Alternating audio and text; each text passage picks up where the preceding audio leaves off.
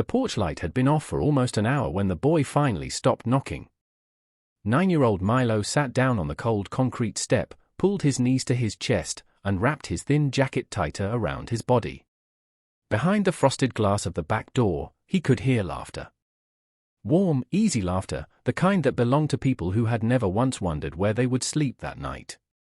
Inside, Presley Ashcombe was refilling wine glasses for her friends, telling them, in a voice dripping with amusement, that the little charity case currently freezing outside would be handled the moment her wedding ring was official.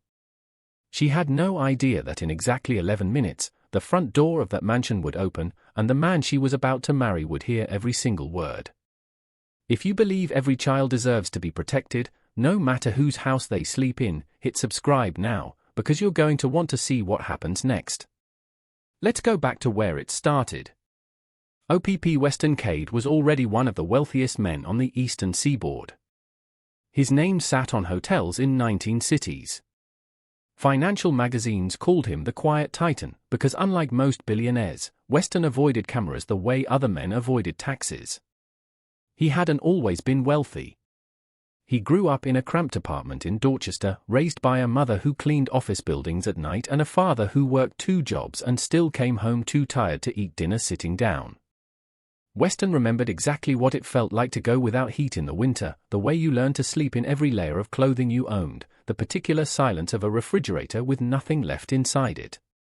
That memory never left him, no matter how many zeros accumulated in his bank account. His father used to say that money didn't change a man's character, it just gave his character more room to show itself. Weston had spent 20 years in business quietly testing that theory on everyone he met.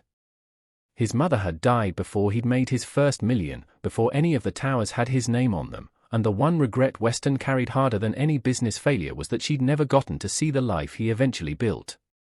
He kept a single photograph of her on his office desk, not for show, but because on the days the negotiations got ugly and the version of success everyone wanted from him started to feel hollow, he'd glance at it and remember exactly what all of it was supposed to be for. People who worked closely with him noticed he was unusually generous with employees who'd fallen on hard times, quietly covering hospital bills or advancing salaries without ever mentioning it twice. Nobody connected it to a woman who used to clean office buildings at night. Weston preferred it that way.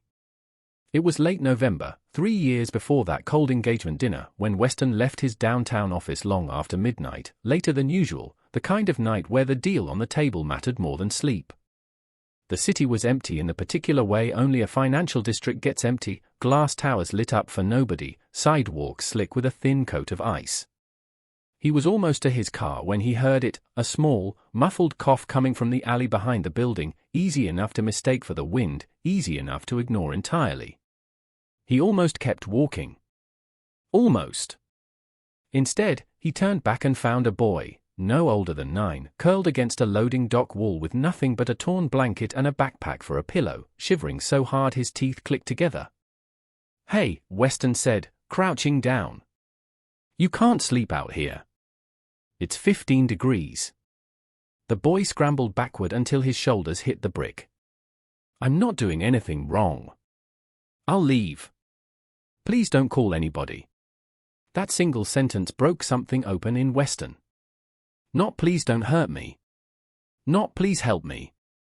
Just a boy already certain that any adult who noticed him would only take away the little safety he'd built for himself. Weston learned his name was Milo, that his mother had died the year before, and that he'd bounced between relatives who didn't want the burden before ending up on the street, too afraid of the foster system to ask for help. Weston didn't call the news. He called June Prescott, an old friend of his late mother's who ran a licensed foster home 2 hours outside the city with her husband, Hollis. He paid for Milo's school under a private trust with no Cade name attached. He visited quietly, every few weeks, introducing himself only as a friend of the family. He wasn't building a headline. He'd simply seen a child nobody else had bothered to see, and he refused to look away twice. The first few months weren't easy. Milo barely spoke at the Prescott's dinner table, ate quickly like someone might take the plate away, and kept his backpack packed by his bed for the better part of a year, just in case. June never pushed him to explain it. She simply kept setting a plate for him every night, kept the porch light on, kept saying good morning whether he answered or not, until one ordinary Tuesday he answered back without thinking about it first. Hollis taught him to ride a bike in the driveway that spring, running alongside him with a hand hovering an inch from the seat long after Milo had stopped needing it there. It was Hollis who first noticed Milo had a gift for taking things apart and putting them back together, an old radio, a broken toaster, anything with screws, and it was Hollis who mentioned it, almost in passing, to Weston during one of his quiet visits. Something quiet and steady grew between Weston and Milo over the 2 years that followed. Weston learned that Milo liked dinosaur documentaries and hated broccoli with a passion usually reserved for much bigger grievances. Milo learned that the man who paid for everything also remembered small things, his shoe size before he outgrew his sneakers, the name of the kid who'd been picking on him at recess, the exact day of a spelling test he'd been nervous about. Weston never once made Milo feel like a project or an obligation. He showed up, again and again, without needing anything back for it, and for a boy who had learned that adults usually wanted something in return for kindness, that consistency was its own kind of miracle. Weston met Presley Ashcombe at a charity auction a year later. She was striking in the practiced way only years of finishing school could produce: perfect posture, a laugh that arrived exactly on cue, an uncanny gift for remembering the names of anyone who mattered in a room. Her family's old money had been quietly thinning for a decade, though almost nobody outside the family knew it. To Presley, that secret meant one thing: she needed to marry well, and soon, or the illusion would collapse, and the version of herself she'd spent a lifetime building would collapse with it. She was good at reading rooms, and Weston was, for all his business instincts, an easy room to read. He'd built his empire from nothing and never quite trusted the people who'd been handed theirs, so Presley made a point of never once, in their early months together, mentioning money directly. She asked about his hotel expansions instead. She remembered which charities he actually cared about, as opposed to which one simply looked good on a gala program. Weston mistook her restraint for humility. It would take him a long time to understand it had never been restraint at all, only patience. Part of that patience came from home. Presley's father, Winston Ashcombe, had spent a decade quietly liquidating what remained of the family's holdings to keep up appearances nobody outside the family was supposed to notice: the summer house, the country club dues, the sense that the Ashcombe name still meant what it used to.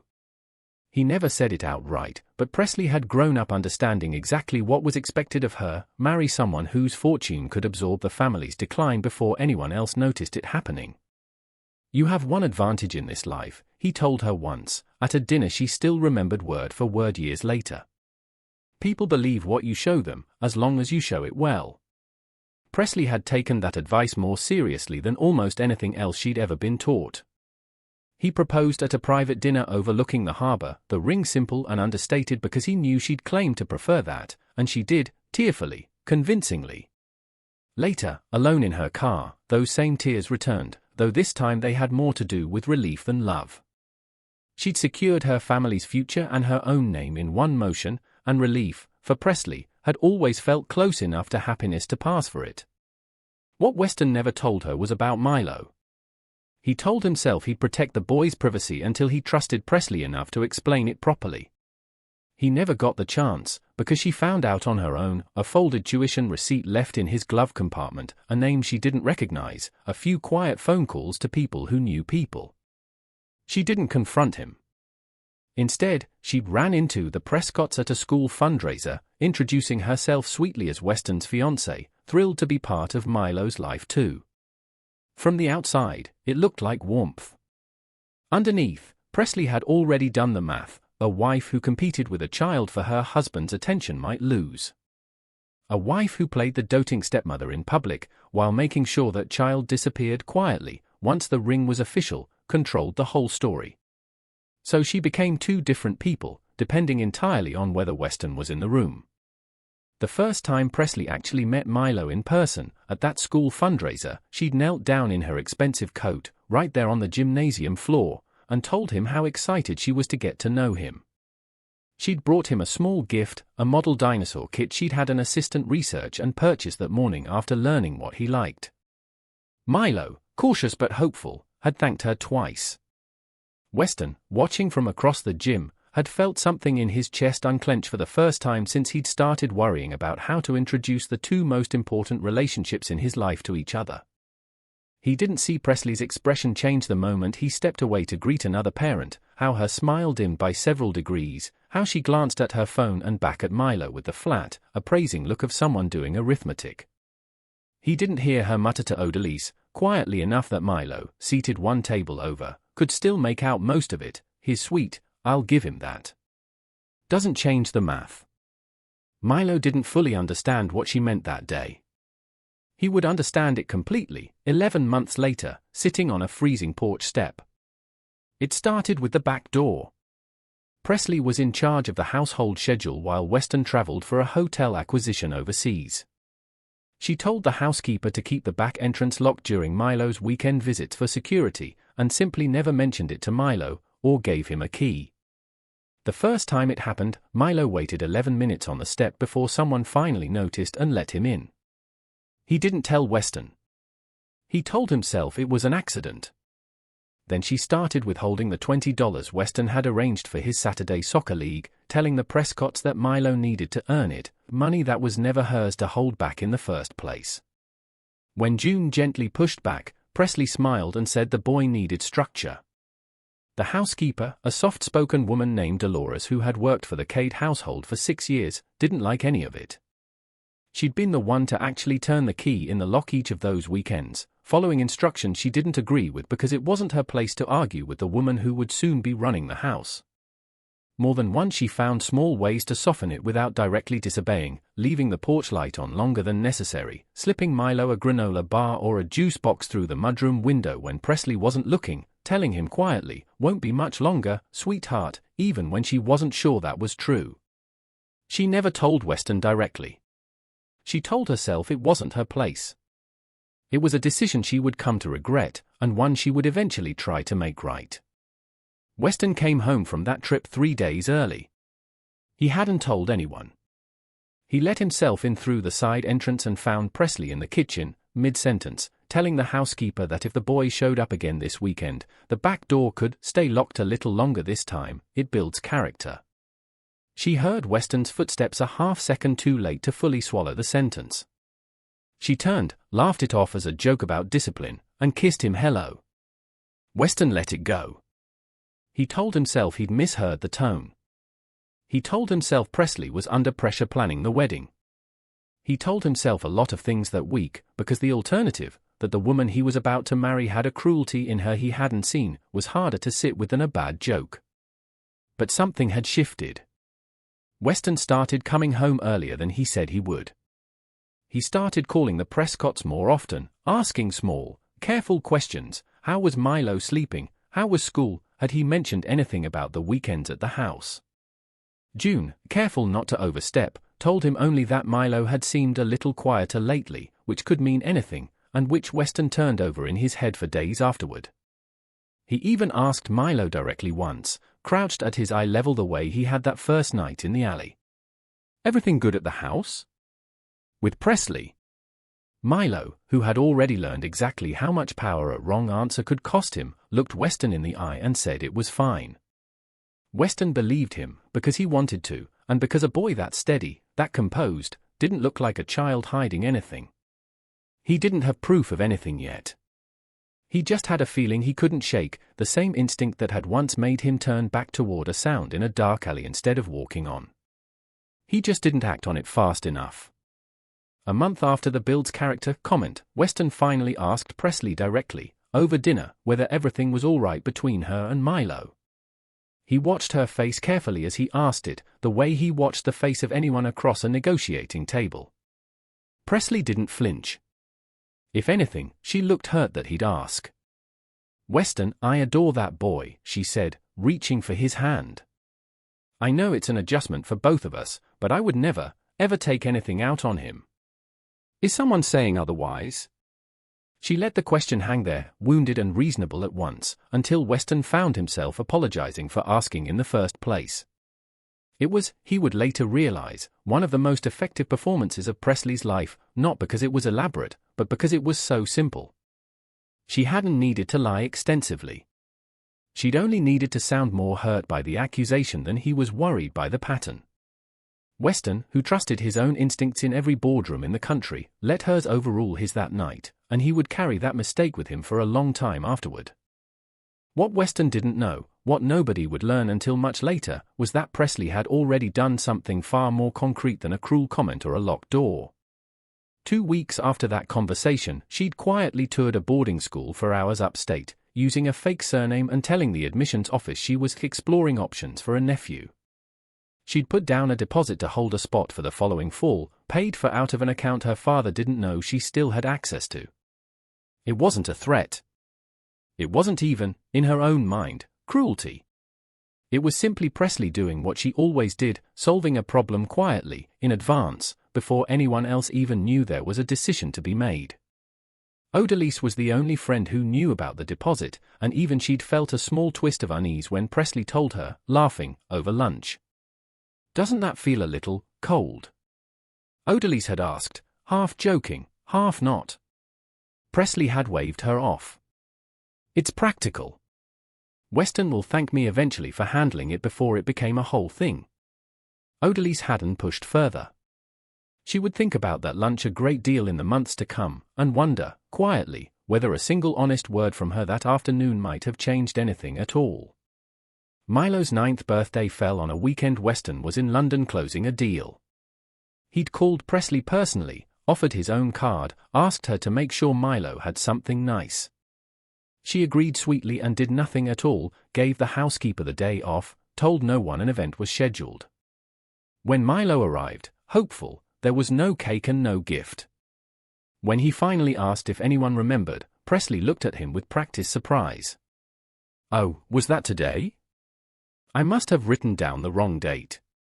She handed him a granola bar from the pantry and went back to her phone call, laughing at something on the other end while he ate his birthday snack alone at the kitchen island. Milo didn't cry where anyone could see him. When Weston asked, 2 weeks later, how his birthday had been, Milo said it was fine.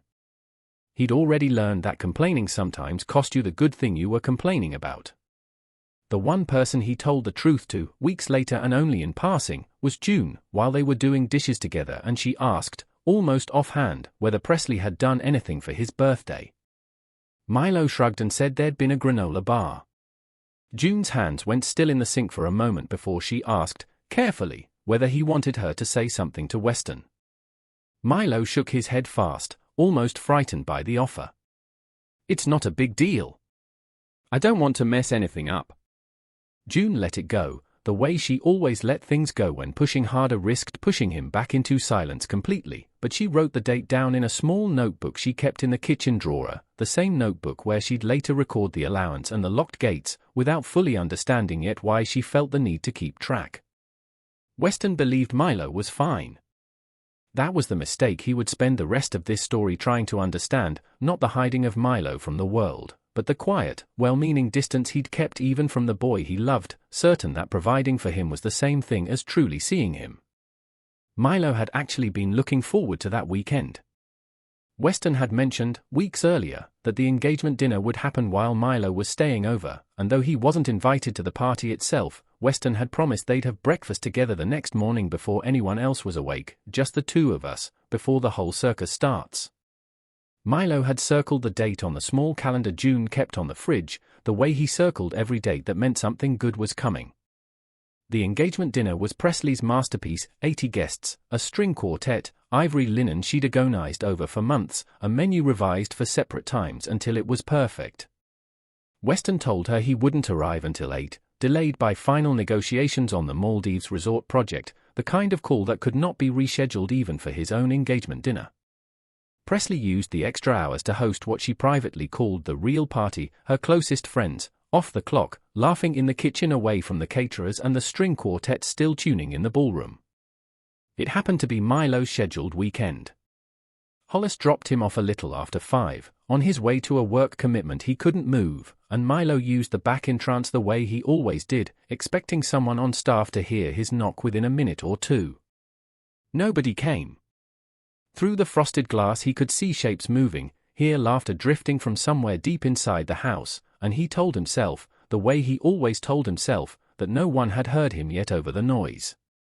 He tried the side gate next, hoping to reach the front instead, locked too. For party security, the groundskeeper told him without quite meeting his eyes. He was 9 years old and not strong enough to force it open, and it was December, and the temperature was dropping the way it does on nights when the cold stops sitting on your skin and starts sinking into your bones instead. So he sat down on the step, pulled his knees to his chest, and did what he had learned to do through every hard thing in his short life. He waited quietly, without complaint, hoping someone would eventually notice. Inside, 3 glasses of champagne in, Presley was laughing with her friends Odalise, Marguerite, and Inns about wedding logistics when Marguerite, half joking, asked where the boy was tonight. "He's probably out back," Presley said, waving a hand. "He knows to wait. Honestly, it's good for him. Little discipline never hurt anybody." She took another sip. "Once the wedding's done and the prenup's locked in, that whole situation gets resolved. I've actually already got somewhere lined up for him, upstate, very respectable. Weston will feel guilty for maybe a week, and then he'll get over it. That's what rich men do, they get over things when the alternative is inconvenient." "You already found a place?" Inns asked, half impressed, half uneasy. "Weeks ago," Presley said, refilling her glass. "I don't like leaving things to chance." The women laughed. None of them noticed the front door open 40 minutes early. Weston's meeting had ended sooner than expected. The Maldives negotiation, which everyone had braced for a long night over, wrapped in under 2 hours. Once the investors realized Weston wasn't interested in posturing, he simply named his terms, waited, and let the silence do the rest of the work. He texted Presley that he was on his way, then decided against it at the last second, wanting instead to surprise her, to walk in and steal a few quiet minutes together before 80 guests turned the house into a performance neither of them would really get to enjoy. It was, in hindsight, the most important small decision he ever made, the choice not to send that text. Rather than call ahead, he let himself in through the front entrance. The caterers were still setting up in the main hall, too busy to notice him slip past. The front rooms were empty. Following the sound of laughter toward the kitchen, something through the hallway window stopped him cold, a small, hunched shape on the back porch, barely visible in the dim security light. It was Milo. Alone, shivering, exactly where Weston had once found him 3 years earlier, in a different cold, behind a different locked door. Weston didn't move. Inside the kitchen, Presley laughed again. Outside, Milo was still shaking. Weston stood in that hallway a moment longer than he needed to. He wasn't deciding what to do. He already knew what he was going to do. He was simply making himself absolutely certain first, the same discipline that had built an empire out of nothing, never move on instinct alone when you can move on proof. He stepped closer to the hallway, staying just out of sight, and listened. Little discipline never hurt anybody. I've already got somewhere lined up for him, upstate. I don't like leaving things to chance. He heard every word. He didn't interrupt. He wanted to know, with total certainty, exactly who he'd spent 1.5 years planning to marry. Then he walked back outside, around to the gate, unlatched it with his own key, and knelt in front of Milo. "Hey, bud. How long have you been out here?" "I don't know. A while. I didn't want to make noise, I figured somebody would come." Weston pulled off his own coat, wrapped it around the boy's shoulders, and lifted him. "Nobody's leaving you out in the cold again," he said. "Not tonight. Not ever again." He carried Milo through the back door himself, straight into the kitchen where Presley and her friends were still laughing. The laughter stopped instantly. Odalise and the others went still, champagne glasses frozen halfway to their mouths, suddenly very interested in being anywhere else in the house. "Weston," Presley said, setting her glass down too fast, wine sloshing over the rim. "You're early, I didn't." "I heard you," Weston said. "Calm." That was worse than shouting. All of it. Reversal 1. Presley assumed he'd only just walked in. "That's completely out of context. I was joking, that's just how I talk when I'm stressed." You said it before I ever opened that door, Weston said. I stood in that hallway and listened to every word, on purpose, because I wanted to be sure. Weeks ago, he continued, before she could recover. You told your friends you already found a place for him. That this wasn't something you were thinking about, it was something you'd already done. He watched her face for the denial that didn't come fast enough. How long has that deposit been sitting there, Presley? A month? Longer. For the first time all night, Presley had nothing rehearsed to say. Reversal 2. She shifted tactics instead, softening her voice into something wounded, tears rising on command the way they had the night of the proposal. I've tried so hard with him, Weston, harder than you know. He's a difficult kid. Kids from backgrounds like his, they test people, they act out, maybe if you'd been around more you'd understand. Reversal 3. She was turning it toward Milo. Weston felt something in him go very still, colder than the anger from a moment before. He had expected denial. He had expected excuses. He had not expected her to reach for a 9-year-old boy as a shield. That was the moment the room actually went silent, guests drifting in from the hallway now, phones lowering, someone near the doorway murmuring, "Oh my God, she's blaming the kid." From the far end of the kitchen, Dolores set down the tray she was carrying and spoke up for the first time in 6 years of quietly following instructions she didn't agree with. "Mr. Cade," she said, voice shaking slightly, "I locked that gate every time she told me to. I should have told you sooner. I'm sorry." Weston looked at her, and something in his face softened, just slightly, the way it does for someone brave enough to admit a failure out loud instead of hiding behind one. "You're not the one I'm angry at, Dolores," he said quietly. "But thank you."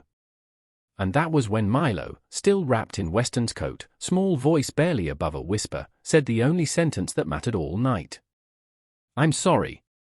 Weston looked down at him. For what? For making trouble. Nobody moved. Weston had spent a year and a half angry at Presley for the locked doors, the granola bar, the boarding school comment. None of it had gutted him the way this did, a 9-year-old boy, standing in the wreckage of an adult's cruelty, instinctively apologizing for existing inside it. "You didn't do anything," Weston said quietly, kneeling to Milo's eye level. "Not one thing. You hear me?" Milo nodded, not quite believing it yet, and Weston made a silent promise that he would keep saying it until the boy did. Then he stood, took the small velvet ring box from his jacket pocket, a habit he'd never broken since the proposal, and set it on the counter. "The wedding's off. Tonight. You can't be serious. Think about the headlines." "I have thought about it," Weston said. "I'd rather every headline in the country call me a fool for trusting you than spend one more day letting you near him." He picked Milo back up and walked out, past the caterers, past the string quartet tuning instruments for a celebration that would never happen, past 80 guests who would spend the rest of the night, and long after it, retelling exactly what they'd just witnessed.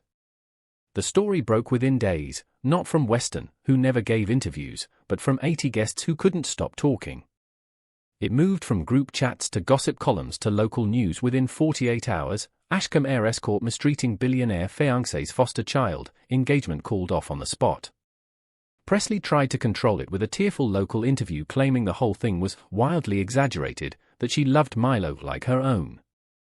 It fell apart within hours, because the Prescotts came forward on their own with the small kitchen notebook June had quietly kept for months, the withheld allowance, the locked gates, the granola bar birthday, a pattern stretching back nearly a year, documented in a handwriting so plain and unremarkable it was almost more damning than anything a lawyer could have drafted. The Ashcombe family's thinning fortune, propped up largely by the social capital of this engagement, didn't survive the scrutiny that followed. Business partners her father had quietly relied on wanted no part of the story once it had a name attached to it, and within 2 months, Winston Ashcombe was fielding calls he'd spent a decade avoiding. Winston confronted his daughter only once about it, in the study of the house he could no longer really afford, holding a printout of the newspaper article between 2 fingers like it was something contaminated. "Do you understand what you've cost this family?" he asked her, and Presley, for the first time in her adult life, didn't have an answer ready. She'd spent her whole life being taught that appearances were the only currency that mattered. It had never once occurred to her that the appearance she'd need to protect most carefully was her own decency, and that once people saw past it, no amount of careful positioning would ever buy it back. Weston didn't chase revenge. He simply stopped shielding Presley from her own choices, which was more than enough. But privately, in the weeks after, Weston sat with something harder than anger at Presley. He sat with his own part in it. He'd kept Milo hidden from the world for 3 years to protect him from cameras and gossip, certain that privacy was the same thing as safety. What he hadn't understood, not until he was standing in that hallway listening to his own fiancée plan a boy's disappearance, was that the same secrecy had also hidden Milo from protection. Nobody outside that house had known to watch for what was happening inside it, because Weston himself had built the walls that made it invisible. He had given Milo money, school, a home, stability, everything he'd once gone without himself. He hadn't given him a way to be seen by anyone but Weston. And Weston, it turned out, hadn't been looking closely enough. "I thought keeping you private was protecting you," he told Milo one evening. "I didn't understand I'd made it easier for someone to hurt you where I couldn't see." "That's on me too, bud." "Not just her." Milo, sitting beside him, was quiet for a moment before asking the question he'd apparently been carrying for weeks. "Are you still getting married to her?" "Because of me, I mean, like, did I ruin it?" "No, buddy," Weston said immediately. "You didn't ruin anything." "She did." "Okay," Milo said. "I just didn't want you to lose somebody because I couldn't stay quiet." Weston pulled him in. "You never have to stay quiet again." "Not with me." "That's the whole deal now." Weston became Milo's legal guardian within the year. With the Prescott's full support, June had grown to love the boy as her own but recognized how much Weston wanted, and was now finally able to give him a permanent home. The hearing itself was a quiet, unremarkable Tuesday morning in family court, nothing like the drama of the engagement dinner months earlier, a judge reviewing paperwork, a court-appointed advocate confirming Milo's wishes, June and Hollis seated in the front row looking prouder than either of them let on. When the judge finally asked Milo, gently, whether this was what he wanted, Milo answered without hesitation for the first time in longer than anyone could remember. "Yes, he's my dad. I mean, he's going to be, officially. But he already is." Weston, sitting beside him, had to look down at his hands for a moment before he trusted his voice again. He didn't uproot Milo to prove a point. He asked him, gently, what he wanted, and when Milo admitted he liked his school and liked staying close to the Prescotts, Weston found a way to honor all of it, buying a home nearby rather than dragging Milo into an unfamiliar life just to make the story feel more complete. He became a permanent, present figure instead of a quiet secret, one ordinary weekday at a time. It took time. For months afterward, Weston noticed the small things, how Milo still flinched slightly whenever a door closed too loudly, how he still asked permission for things most kids his age simply assumed were allowed. Weston hired a child therapist named Priya Okonjo, who specialized in helping kids who'd aged out of unstable housing situations, and made sure Milo understood, in as many quiet ways as he could find, that nothing he did would ever be enough reason to send him away. He never rushed him past any of it. Slowly, the flinching softened. Milo joined a robotics club at school, no surprise to Hollis, who'd known for years the kid had a gift for taking things apart, and dragged Weston to 2 chaotic regional competitions, where Weston, who had once negotiated billion-dollar acquisitions without breaking a sweat, found himself far more nervous watching a small robot navigate an obstacle course than he'd ever been in a boardroom. Then, one ordinary evening, Weston came home to find Milo's shoes kicked off carelessly by the front door instead of lined up and waiting for permission to be there. His backpack was dumped on a chair. He was in the kitchen, getting himself a second helping without checking anyone's face first. Weston stood in the doorway and just watched for a second, something in his chest going quiet and warm at once. Because those small, careless, ordinary things meant one enormous thing, Milo finally believed he wasn't going anywhere. He didn't have to earn the right to be there anymore. The door was open, and he knew it, and he'd stopped waiting outside it.